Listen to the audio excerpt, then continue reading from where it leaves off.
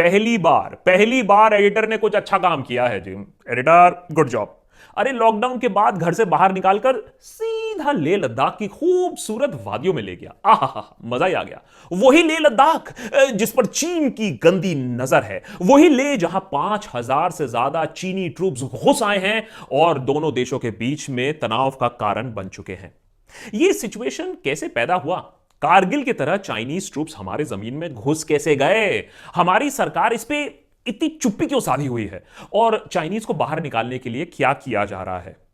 इन सब सवालों से भी ज्यादा बड़ा सवाल अब कुछ और हो चुका है कि सरकार की छोड़ो, हम और आप देशवासी क्या कर सकते हैं? हम चाइना को सबक कैसे सिखा सकते हैं?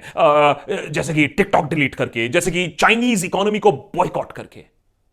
लेकिन क्या ये इतना आसान है? क्या भारत लोकल पे वोकल होकर चाइना को सबक सिखा सकता है? क्या इंडिया की वॉलेट पावर चाइना की बुलेट पावर का तोड़ है? बताता हूं, लेकिन पहले थोड़ा बेल आइकॉन तो दबा दो। घबराओ मत। YouTube is not Chinese, at least अभी तक। कल का पता नहीं है। नेता टाइप आधा काम मत करो, सब्सक्राइब के साथ साथ बेल आइकॉन भी दबाओ। शुरू करने से पहले एक क्विक क्विज। अगर बॉयकॉट चाइना सफल हो जाता है, मतलब हम चाइना से एक पिन तक ना खरीदें, तो चाइना की एक्सपोर्ट्स को कितना प्रतिशत घाटा होगा? जवाब थोड़ी देर में। लेकिन उससे पहले आपको हम यह बता दें कि फेमस एजुकेशनिस्ट, एनवायरमेंटलिस्ट, लद्दाख में वाटर स्केसिटी जैसे विषय पर बहुत अच्छा काम करने वाले सोनम वांगचुक ने एक मुहिम सी छेड़ दी, कुछ ऐसे ही सेटिंग में, कि हम बॉयकॉट चाइना करें। Boycott Chinese software in a week, boycott Chinese hardware in a year. अगर वांगचुक जी का नाम नहीं सुना है तो थ्री इडियट्स में फुनसुक वांगडू तो याद होगा ना आपको? You should be thanking Phunsukh Wangdu. Aamir Khan का किरदार उन्हीं पर ही बेस्ड था। देखिए, मूवी हो या ना हो, उनका बहुत ज्यादा नाम है और लेह में तो उनका काम करने का स्टाइल ही एकदम अलग है। अच्छा, बॉयकॉट चाइना क्यों?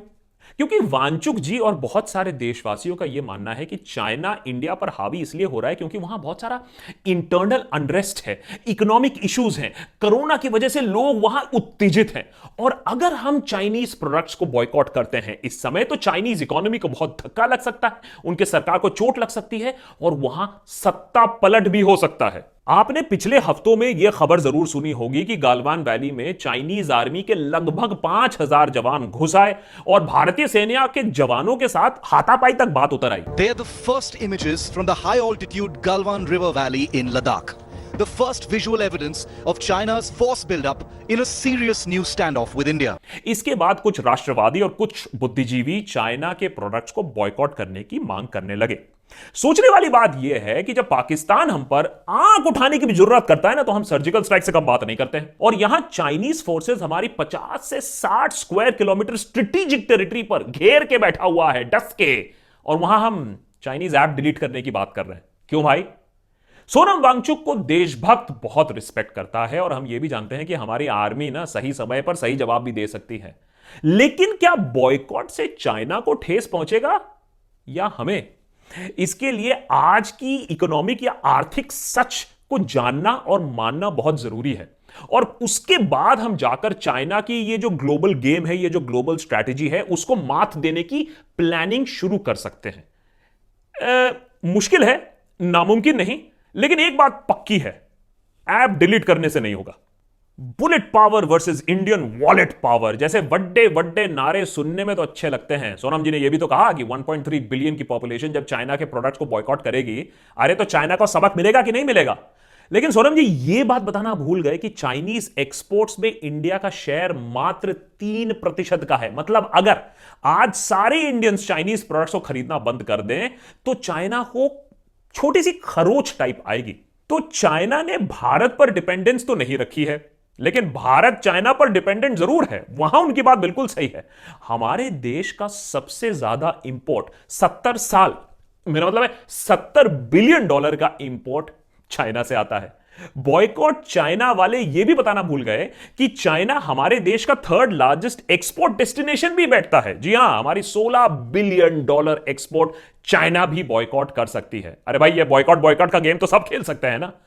अगर चाइना न्यूटन का फैन निकला और उसने थर्ड लॉ ऑफ मोशन लगाकर बॉयकॉट इंडिया भी कर दिया तो 67% ड्रग इंपोर्ट और 60% इलेक्ट्रॉनिक इंपोर्ट्स ठप हो जाएगी। इससे बिजनेसेस इंडिया में बर्बाद तो होंगी ही, साथ में लोगों की जानें भी जा सकती हैं। 2019 में चाइना की जीडीपी भारत से 5 गुना ज्यादा थी और यह जीडीपी चाइना ने हमें पटाखे और चल छैया छैया के खिलौने बेचकर नहीं कमाई है। नहीं समझे? अच्छा एक सेकंड समझाता हूं। मान लीजिए कि हमने टिकटॉक की रेटिंग 1 कर दी, हालांकि हम वो भी नहीं कर पाए हैं, लेकिन वो 1 स्टार रेटिंग देने वाली देशभक्ति का क्या फायदा जब इंडिया की most successful smartphone brands Chinese हैं।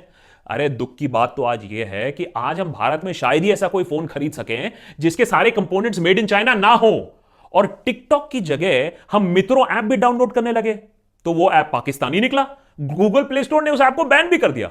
भाई ये लोकल पे वोकल पे ज्यादा काम करना पड़ेगा। और टिकटॉक तो छोड़ो, एप्स या तो चाइनीज हैं या तो चाइनीज इन्वेस्टमेंट वाली हैं। अरे किस किस को अनइंस्टॉल करते घूमोगे भाई? Big Basket, Byju's, Delhivery, Dream 11, Flipkart, Hike, Make, My Trip, Ola, Oyo, Paytm, Policy Bazaar, Quikr, Snapdeal, Swiggy, Udaan, Zomato.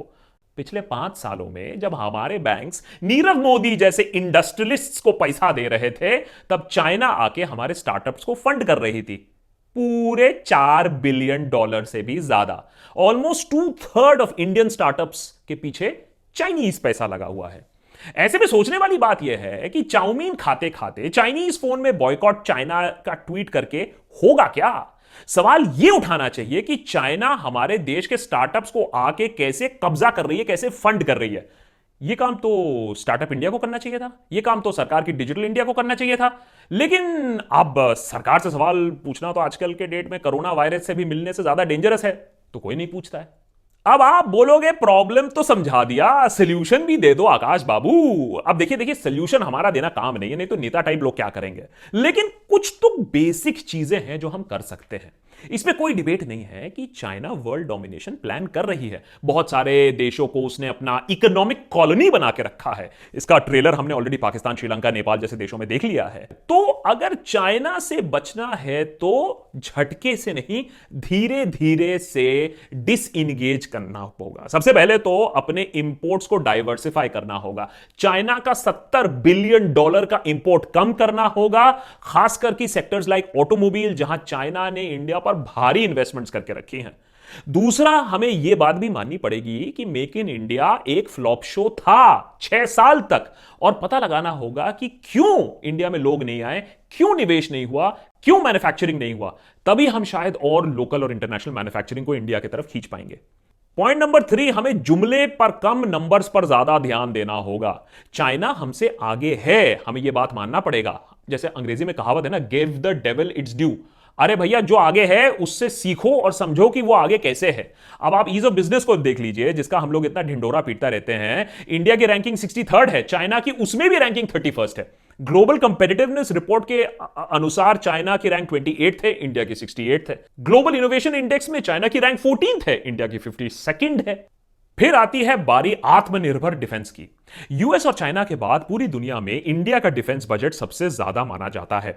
लेकिन आज भी हम 70 साल बाद भी हम वेपन्स और पैसा लेते हैं और वेपन सिस्टम्स इंपोर्ट करने की कोशिश करते हैं ज्यादातर, जहां की चाइना और यूएस, खासकर की चाइना ने सीख लिया है कैसे वेपन्स बनाना, और आज वो पूरी दुनिया को अपने वेपन सिस्टम्स एक्सपोर्ट कर रही हैं।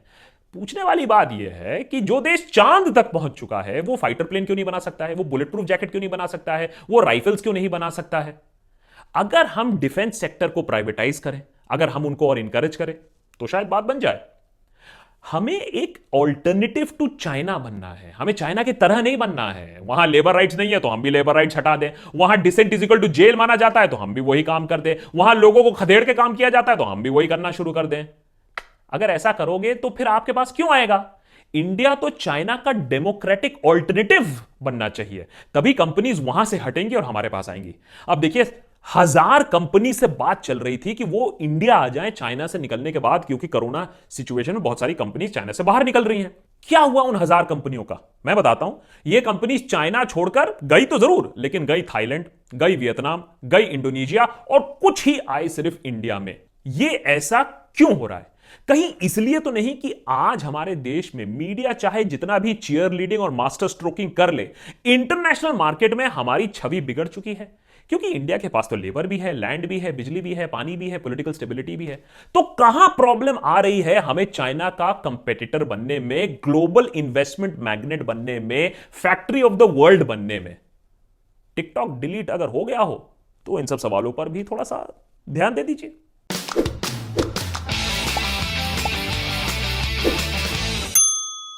इस एपिसोड को रिसर्च करते करते इतनी इंटरेस्टिंग फैक्ट सामने आती हैं। एक तरफ हम कहते हैं बॉयकॉट चाइना, दूसरी तरफ हम ये भूल जाते हैं कि हम चाइना को बहुत कुछ एक्सपोर्ट कर सकते हैं जो वो खुद नहीं बना सकती है, जैसे कि आर्ट्स एंड कल्चर। दंगल का एग्जांपल ले लीजिए, सीक्रेट सुपरस्टार का एग्जांपल ले लीजिए, सिर्फ 2 पिक्चर अगर आमिर खान की आप एग्जांपल ले लीजिए, 2000 करोड़ रुपए उसने भी कमाए हैं चाइना में। तो ऐसे बहुत सारी चीजें हो सकती हैं जो इंडिया वर्ल्ड एक्सपोर्टर बन सके और चाइना को भी एक्सपोर्ट कर सके।